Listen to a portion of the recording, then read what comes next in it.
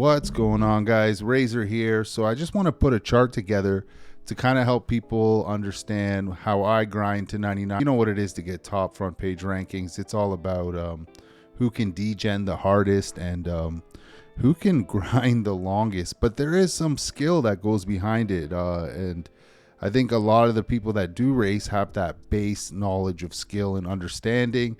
So what I've broken it down into is S tier, A tier, B tier, C tier, and D tier.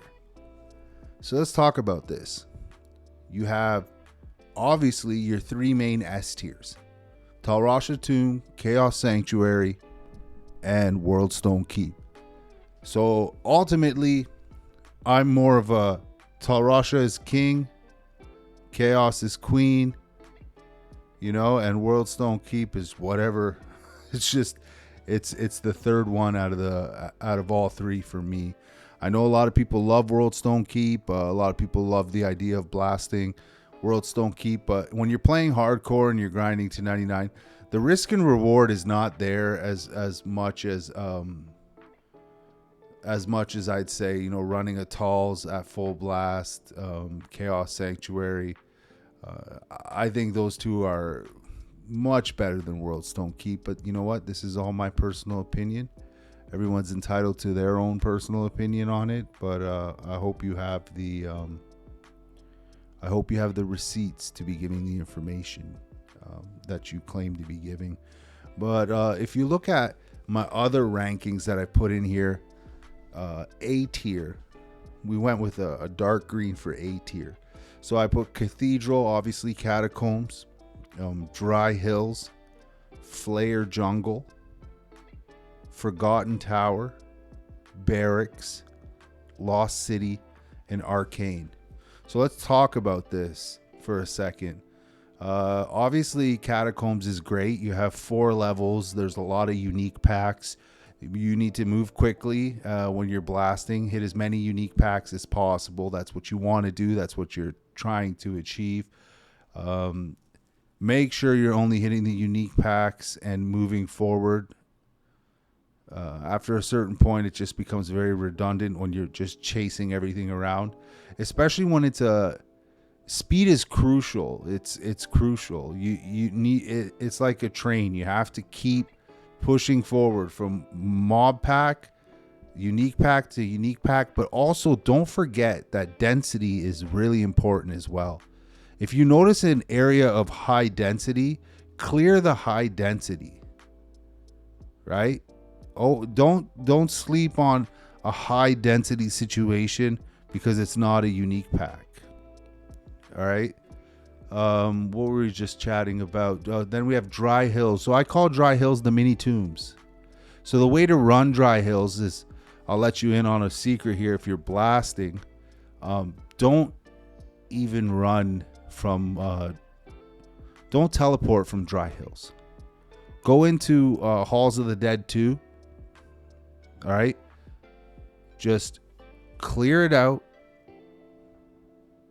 and then clear out level 3. And then rinse and repeat. Halls 2, Halls 3, Halls 2, Halls 3. There's a higher probability for the shorter amount of time of hitting unique packs and density faster. Now, mind you, if you don't have a good system in play, it might become very monotonous. It might burn you out, especially if you're racing. But if you're just playing and you're just trying to get there and you don't really care, then just run it as it is. Go into Dry Hills, clear the Dry Hills, do the circle around real quick, look for the unique packs, jump into the Halls of the Dead and just play it out. But if you're grinding and you're racing, personally, that's what I do. I go into Halls 2, Halls 3, rinse, repeat, right? I normally, if I'm going to be honest with you, I teleport directly to Halls 3. And then I clear Halls 3, teleport to Halls 2, clear Halls 2, use the waypoint, go back to River of Flame. That way, when I spawn the next game, I'm in a town that's closer to the waypoint, and I can rinse and repeat that. Especially if you have a BOer or something like that, you don't want to be carrying your character from the start of Act 2, running all the way to the waypoint to get to a place where you can meet your BOer. Or if you're running a CTA, then it's not so bad. You can pretty much, be pretty self-efficient. Flare Jungle, same concept. Fantastic density in Flare Jungle. Fantastic. I love the density in Flare Jungle. There's a lot of people that say the dungeon is what's really worth it, but I don't believe that. If you have the killing speed and the capacity, clear it all up, man. Clear it all up. There's some great density in Flare Jungle. And then you come down to Forgotten Tower. Forgotten Tower is awesome, dude. It is an absolutely awesome terror zone. Short, sweet, compact, lots of unique packs. Short, sweet, compact, lots of unique packs. The only difficulty is you just got to be able to find that tower fast enough. Shouldn't be too hard, but finding that tower fast enough and keeping that momentum going, that's crucial. And jail, barracks, it's a good one. It's not my favorite. And I struggled with putting it as an A tier. I really did. I struggled with it. I almost wanted to put it a B tier, but I think it's worthy enough to be an A tier. I don't know how I feel about that one. I would put it as an A tier because it's basically the same amount of experience that you're banging out as a Catacomb Cathedral. And then Lost City Valley of the Snakes. I love this one. I absolutely love this terror zone. I get excited when Lost City rolls. I get excited when Lost City rolls as if like I get excited when a Chaos Sanctuary rolls. Hit the waypoint. Find Valley of the Snakes. Get in there. Clear the Claw Viper Temple. Rinse and repeat. Over and over again. There's some good returns in there. Don't sleep on that. And Arcane Sanctuary. See, the trick with Arcane Sanctuary is the way you run it, right? And a lot of people have different methods, but never clear the whole thing. Personally, the first side you pick is going to spawn the most amount of unique packs. The first side you pick. So I usually clear the whole side. The first side I pick, come back, and then only clear the wings where it splits off into two. You can pick the left side or the right side. When you pick a side and then it splits off. What you want to do is just clear that split off and then teleport to the next spot and then clear that and then clear that. So we call it clearing the wings where it opens up. Only clear the wings. Don't clear the whole side. The only side that you should clear is the first side you go to. That's it. A lot of guys will say don't even clear any of it fully. Just do the wings on all of them and rinse and repeat. But I don't personally do that. So we're going to be moving into B tier. So B tier. Pits. Now, Pits is a tough one for me. I'm going to be honest with you. Pits is a very tough one for me because it's very monotonous. Finding the pit can suck sometimes. I know, Razor. It's simple, man. It's just you just follow the path. And I'm telling you right now, it should be simple, but the amount of times you have to slam pits out, it's so short. Just you got to find it, slam it, find it, slam it. And that's why it got B tier. Now, a lot of people will say it's A tier. And I'm going to tell you right now, I don't think it's an A tier zone. I think it's a B tier zone. I really do. That's just how I feel. Then you have the cow level. So as if you're a hardcore player, I don't like cows. I think the risk does not outweigh the reward. It can get nasty in there. Now, if you're running a mosaic, you'll do fine. If you're running a stacked up Nova Source with a BOer, you'll be fine. but the rewards are not there. There's a lot of guys say, hey, you can get 10 million, you know, you can push out 10 million, almost 15 million you could push out as a 98. It's a 97 plus, you could push it out. And I don't see it, man. It ain't worth it to me. It really isn't. And that's why I got a B tier rating. Luca Lane Sewers, I like it. It's fun. Experience is not bad. It's easy peasy too. I like the sewers. Just rinse, repeat. Now this one's gonna leave people a little bit shocked. The Rocky Way Stony Tomb. A lot of people believe that that's an A tier. I don't.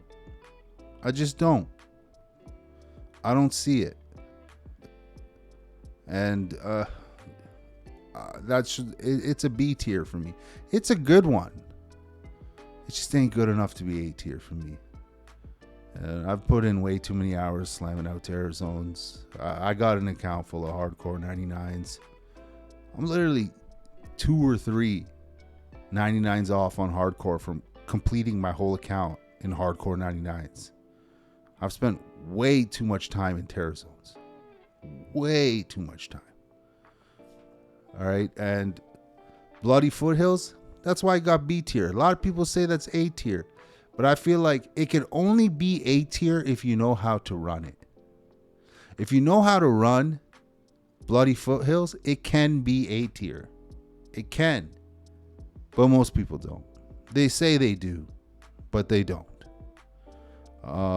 It's so spread out. So spread out. And by the time you try to clear through the whole map for the amount of time that you put in for the reward, it's just not there. Now, if you come in and you kill Shank and Eldritch, then you go up into the Abaddon, clear that shit real fast, teleport in the middle, hit off a few of the guys in the middle, and then leave. If you do that shit real quick, bam, bam, bam, bam, bam, like clockwork, then you might be able to make it an A tier. But if you don't run it like that, it's a B tier. Plain and simple. Cold Plains, love Cold Plains. Easy peasy. Decent density. Bunch of unique packs. It's in Act 1. It's simple. It's smooth sailing. The rewards are there. It's worth running. Dark Woods, same thing. Anything with an underground passage, anything with a whole black marsh, same thing. All that stuff is worth running. It's worth running. And Ancient's Tunnel. See, this one was tough for me. I almost put Ancient's Tunnel on C tier. But what I did realize is Ancient's Tunnel, it can be good. It can be good if you're fast. Like if you're fast and you got the right class, it can be good. But the amount of rinse and repeat, and you got to find those tunnels quick. Like you got to be good at hunting down the entrance for those tunnels. If you got that down pat, then you're laughing. You can just bang it off one after the other. But it does, like I said earlier, it does get monotonous. It does get, it can get very boring, right? So let's see why I put the rest of them on D tier. All right, why did I do that? So, I skipped Durance and Travinkle. Why did I skip them? Why did I put Travinkle on a C tier instead of a D tier? And why did I put Durance on a C tier instead of a D tier? And I'll tell you why. Let's start with Durance. Durance is a great spot to run if you can survive it. The dolls, the BS, all of that stuff. Durance can kind of be worth it. Kind of. You know, if you are skilled enough to pull it off. And it's a great place to magic find if you're into magic finding and finding items and stuff like that. It's a great place to magic find. And Travinkle, same thing. So, a lot of people will only run it with their Hork barbs. And they'll go in there and they'll Hork it over and over again. Are they experience, like full experience terror zones? No, not at all. They're not maximized, utilized zones for EXPing. But because they have the benefits of magic finding and finding, having good odds and finding items, I didn't think they deserved to be in D tier. So I put them in a C tier on their own. I created a whole separate tier for them because of their uniqueness. And then we have D tier. Now this one, a lot of people might agree with it. Some people might not. Bloodmore, Den of Evil, it's a D tier. I don't care how many times you tell me all you got to do is find the unique packs, go into the den, smash out the unique monster at the end, and then roll out. I don't care how many times you tell me, it's a D tier. It's really that simple. Burial Ground, same thing. It's a D tier. Stony Field, as the top general, Styro Shakalu, shout outs to Shaka, number 1 overall this season. He calls it Bony Fields. Bony Fields. And he's been calling it Bony Fields for like a few seasons now. And because there's no meat on the bone there. There's nothing there, man. There's nothing there. It's just... oh, man, it's terrible. It's terrible. Now, Tristram.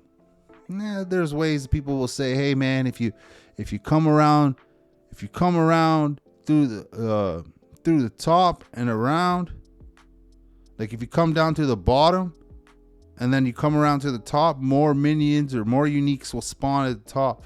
There's all these like unvalidated approaches. But what I come to realize is like Tristram is it sucks, dude. Like it sucks. And then we got to go down to like Far Oasis, another one of those. You know, we'd be lucky to pull off 300K per run.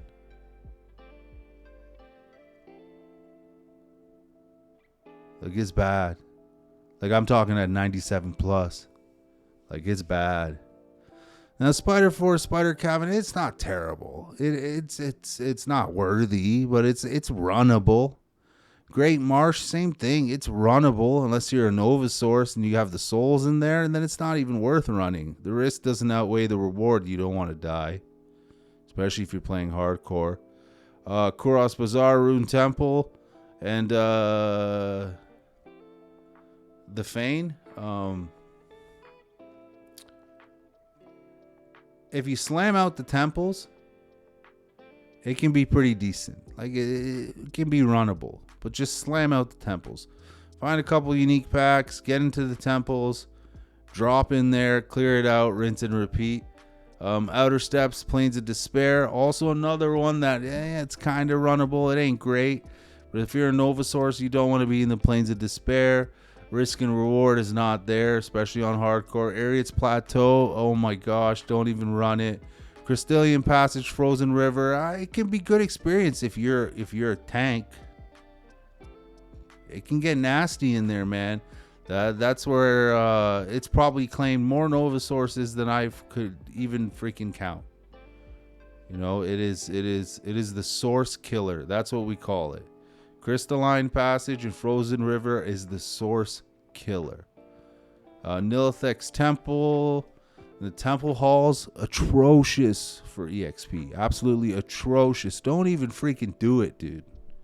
Don't even freaking do it. Unless you're racing. If you're racing, then you got to run all of them, dude. If you're racing, run them all. Run them all, dude. If you're going for rank 1, run them all, dude. Run them all. Glacier Trail, same thing. Ancient's Way, same thing. They can get rough. They can get nasty. They're runnable. The bar will move, but they're nothing special. And let's go over to D2 EMU or EMU, or however the hell you say it. And we're going to go to D2 and boom. So let's look at their Terra Zone list. So if you can you come in here and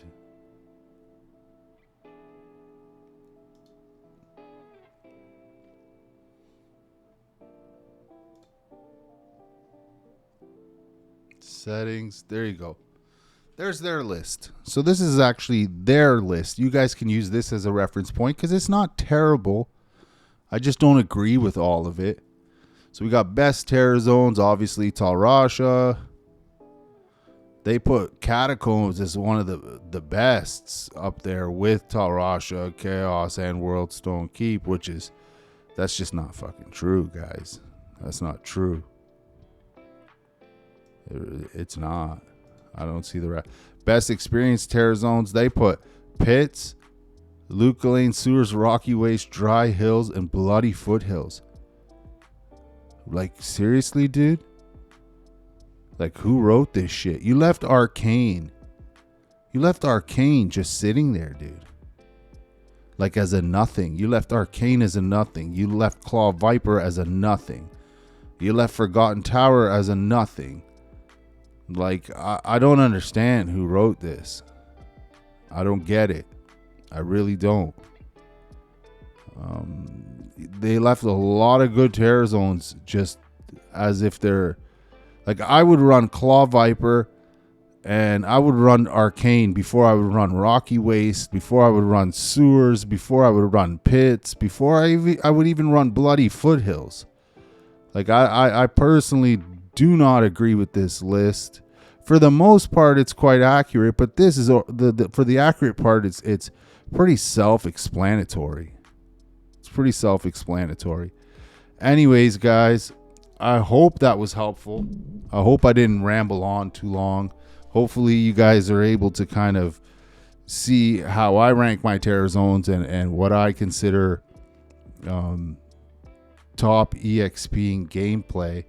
Now, if I know anything over the years of playing Diablo 2, everyone's an expert, and there's always going to be somebody who doesn't agree with what you have to say. But this one was for Dro for show. Hopefully he can use this as a reference point, and he can keep on grinding. Adios, guys. RayzorBanks signing off. Take care.